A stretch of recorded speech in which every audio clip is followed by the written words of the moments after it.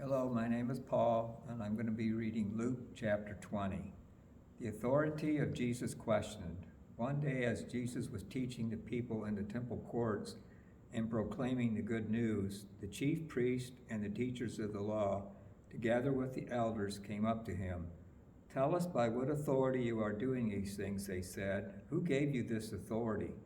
He replied, "I will also ask you a question. Tell me, John's baptism, was it from heaven or from human origin?"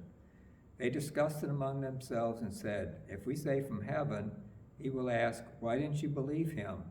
But if we say of human origin, all the people will stone us, because they are persuaded that John was a prophet." So they answered, "We don't know where it was from." Jesus said, "Neither will I tell you by what authority I'm doing these things." The parable of the tenants. He went on to tell people this parable. A man planted a vineyard, rented it to some farmers, and went away for a long time. At harvest time, he sent a servant to his tenants so they would give him some of the fruit of the vineyard. But the tenants beat him and sent him away empty-handed. He sent another servant, but that one also was beaten and treated shamefully and sent away empty-handed. He sent still a third, and they wounded him and threw him out. Then the owner of the vineyard said, "What shall I do? I will send my son, whom I love. Perhaps they will respect him." But when the tenants saw him, they talked the matter over. "This is the heir," they said. "Let's kill him and take the inheritance. It will be ours." So they threw him out of the vineyard and killed him. What then will the owner of the vineyard do to them? He will come and kill those tenants and give the vineyards to others. When the people heard this, they said, "God forbid." Jesus looked directly at them and asked, "Then what is the meaning of that which is written, 'The stone the builders rejected has become the cornerstone'? Everyone who falls on that stone will be broken to pieces. Anyone on whom it falls will be crushed." The teachers of the law and the chief priests looked for a way to arrest him immediately, because they knew he had spoken this parable against them, but they were afraid of the people. Paying taxes to Caesars. Keep a close watch on him. They sent spies who pretended to be sincere. They hoped to catch Jesus in something he said, so that they might hand him over to the power and authority of the governor.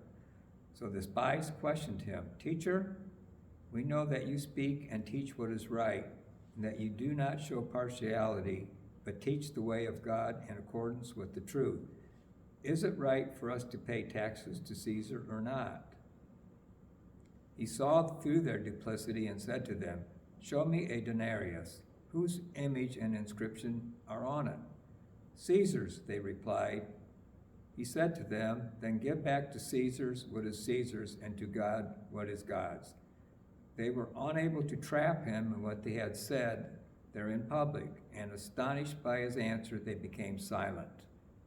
The resurrection and marriage. Some of the Sadducees, who said there is no resurrection, came to Jesus with a question. "Teacher," they said, "Moses wrote for us that if a man's brother dies and leaves his wife but no children, the man must marry the widow and raise up the offspring for his brother. Now there were 7 brothers. The first married a woman and died childless. The second and third married her, and in the same way they died, leaving no children. Finally the woman died too. Now then, at the resurrection, whose wife will she be, since the 7 were married to her?"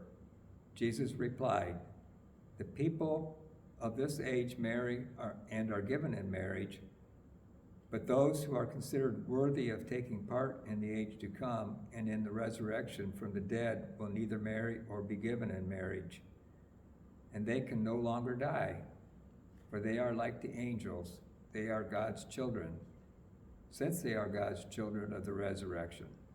But in the account of the burning bush, even Moses showed that the dead rise, for he called the Lord the God of Abraham and the God of Isaac and the God of Jacob. He is not the God of the dead, but the God of the living. For him, all are alive." Some of the teachers of the law responded, "Well, teacher," and no one dared to ask him any more questions. "Whose son is the Messiah?" Then Jesus said to them, "Why is it that the Messiah is the son of David? David himself declares in the book of Psalms, 'The Lord said to my Lord, sit at my right hand until I make your enemies a footstool for your feet.' David calls him Lord. How then he be his son?"